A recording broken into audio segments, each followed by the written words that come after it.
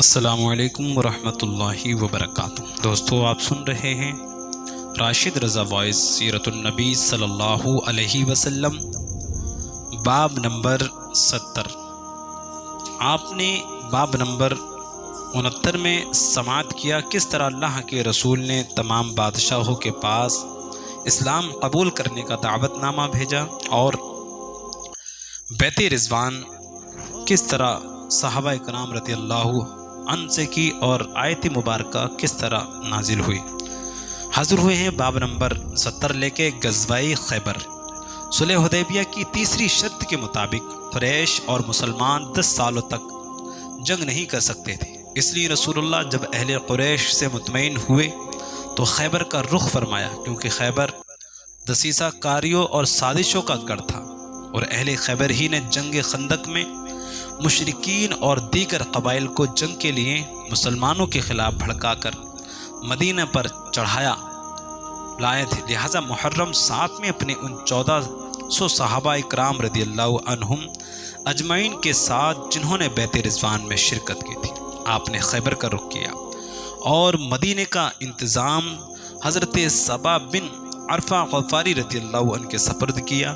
ادھر منافقوں کا سردار عبداللہ بن ابی نے خیبر والوں کو یہ پیغام بھیج دیا کہ رسول اللہ تم پر حملہ کرنے والے، لہذا تیار ہو جاؤ، ڈرنا نہیں۔ جب اہل خیبر کو اس کی اطلاع مل گئی تو انہوں نے بنو غطفان کے پاس جو ان کے حلیف تھے مدد کی درخواست کی، اور وہ مدد کو چلے، لیکن تھوڑی ہی دور چلے تھے کہ انہیں کچھ شور سنائی دینے لگی۔ انہوں نے یہ سمجھا کہ مسلمانوں نے ان کے بال بچوں پر حملہ کر دیا، لہٰذا وہ پلٹ آئے۔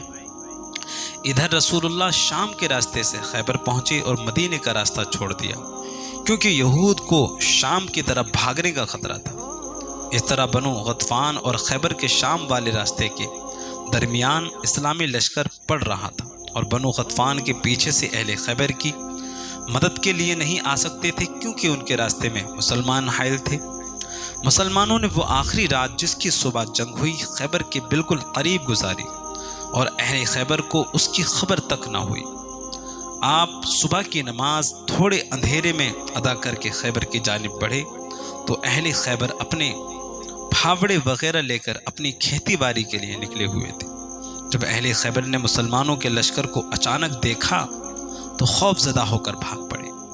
رسول اللہ نے یہ منظر دیکھ کر فرمایا، اللہ اکبر، خیبر تباہ ہوا۔ جب ہم کسی قوم کے میدان میں اتر پڑتے ہیں تو اس ڈرائے ہوئے لوگوں کی صبح بری ہو جاتی ہے۔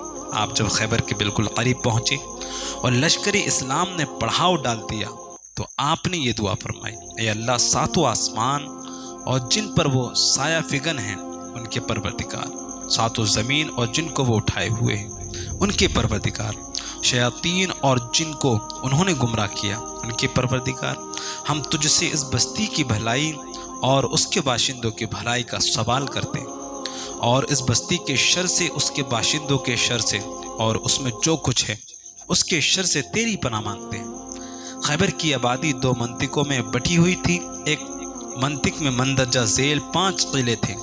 نمبر 1 حسن نعم، حسن صعب بن معاذ، حسن قلعہ زبیر، حسن ابی، اور 5ویں حسن نزار۔ ان میں سے 3 قلعوں پر مشتمل علاقہ نتا کہلاتا تھا، اور بقیہ 2 قلعوں پر مشتمل علاقہ شک کے نام سے جانا جاتا تھا۔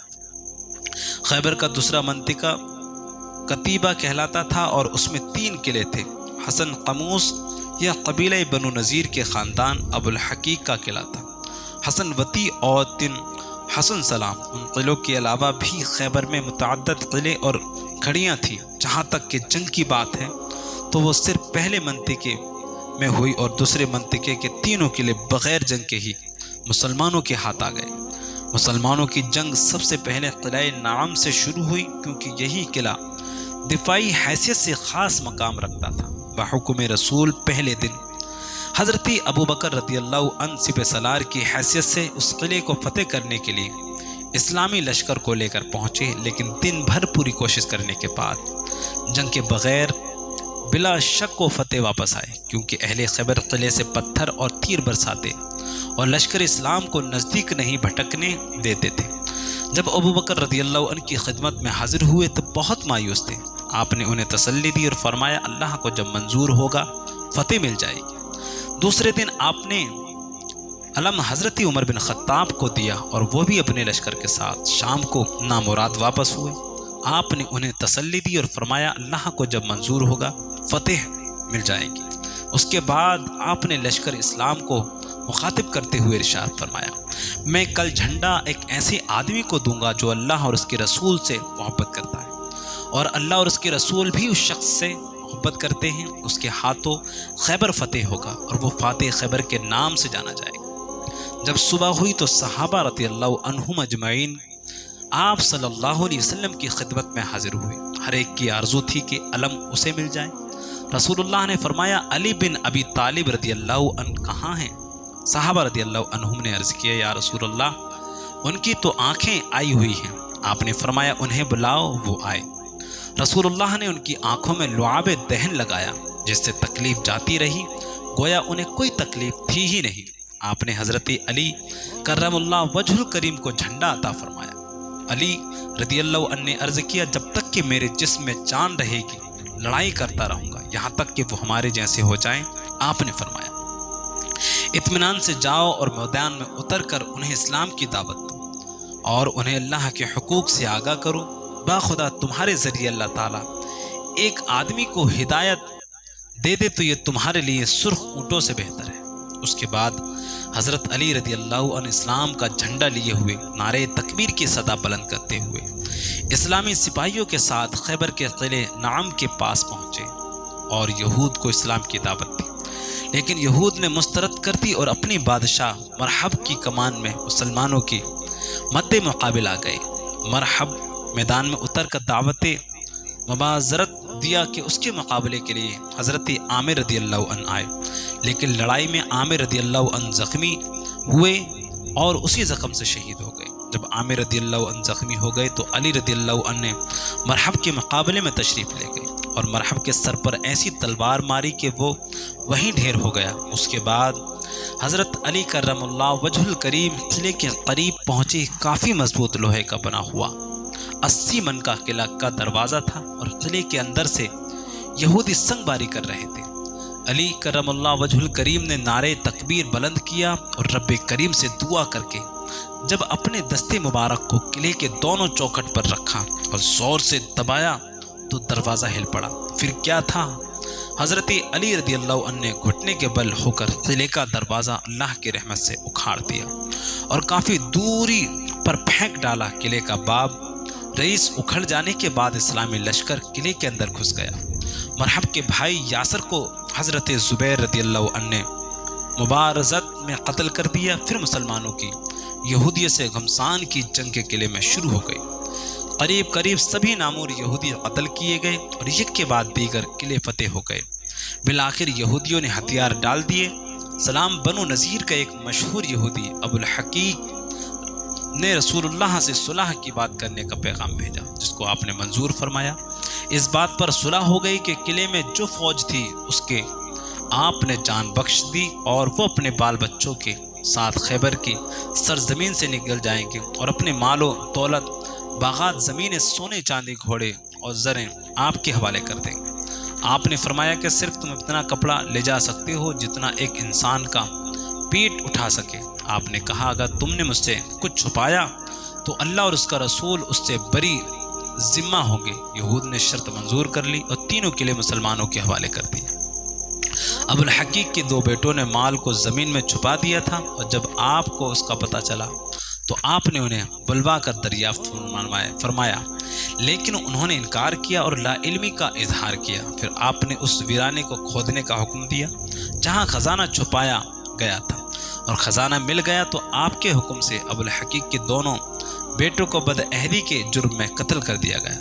صلح کا معاہدہ مکمل ہو جانے کے بعد یہود نے رسول اللہ سے عرض کیا کہ اے محمد ہم اپنی زمین کو جوتنے بونے اور فصل کی پیداوار کے متعلق اچھی طرح سے جانتے ہیں، لہٰذا ہماری زمین ہمارے ہی حوالے کر دیجیے۔ اس پر آپ نے یہود کو خیبر کی زمین اس شرط پر دے دی کہ ساری کھیتی اور تمام پھلوں کی پیداوار کا آدھا حصہ یہود کو اور آدھا رسول اللہ کو دیا جائے گا، اور جب تک آپ کی مرضی ہوگی یہود خیبر میں رہ کر کھیتی باڑی کریں گے اور جب آپ چاہیں گے تو انہیں جلا وطن کر دیں گے۔ اس کے بعد حضرت عبداللہ بن رواحہ رضی اللہ عنہ نے خیبر کی پیداوار کا تخمینہ لگایا کرتے تھے۔ خیبر کے اموال غنیمت کا اندازہ اس سے لگایا جا سکتا ہے کہ خیبر فتح کر کے آپ جب مدینہ تشریف لائے تو مہاجرین انصار کے کھجوروں کے درخت واپس کر دیے جو انصار نے امداد کے طور پر انہیں دیے تھے، کیونکہ اب انہیں مدد کی ضرورت نہیں رہ گئی تھی۔ جیسا کہ ذکر کیا جا چکا ہے کہ ابو الحقیق کا بیٹا کنانہ بدعہدی کے جرم میں قتل کیا گیا، اور کنانہ کی بیوی حضرت صفیہ بنت حی تھی۔ صفیہ قیدی عورتوں میں شامل تھی، اور دہیہ بن خلیفہ کلبی رضی اللہ عنہ نے آپ صلی اللہ علیہ وسلم سے ایک لونڈی کی درخواست کی۔ آپ صلی اللہ علیہ وسلم کے حکم کو پانے کے بعد لونڈیوں میں انہوں نے حضرت صفیہ کو پسند کیا اور اپنے ساتھ لے گئے۔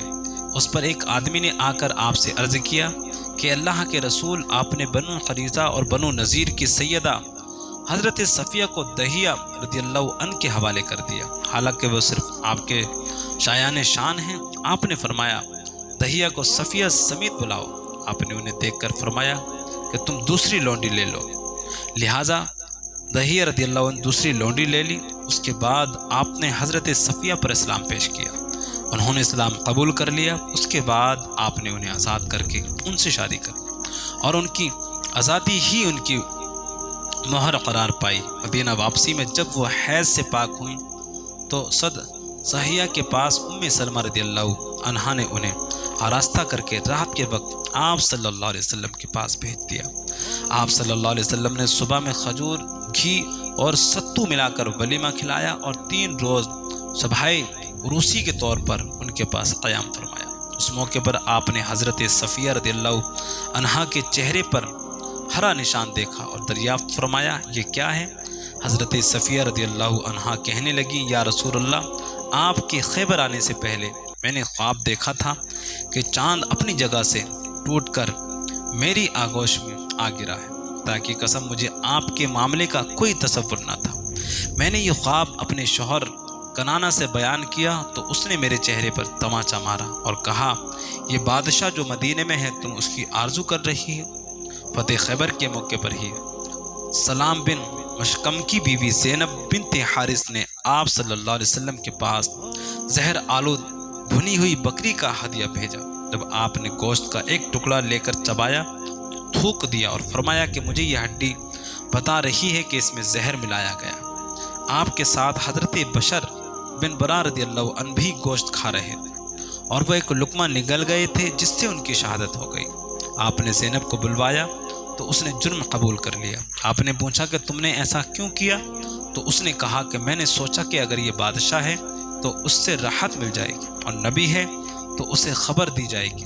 اس پر آپ نے اسے معاف کر دیا۔ لیکن جب بشر بن برا کو اس گوشت کے ایک لقمے نگلنے کی وجہ سے موت واقع ہو گئی تو اس یہودن عورت زینب کو قصاص کے طور پر قتل کر دیا گیا۔ شاہ حبش آپ کے حکم سے حضرت جعفر بن ابی طالب رضی اللہ عنہ اور ان کے ساتھ 15 مسلمانوں کو کشتی میں سوار کر کے آپ کے پاس بھیجا۔ کشتی میں سوار کر کے، اور ان لوگوں کی ملاقات آپ صلی اللہ علیہ وسلم سے اس وقت ہوئی جب خیبر کی فتح ہو چکی تھی۔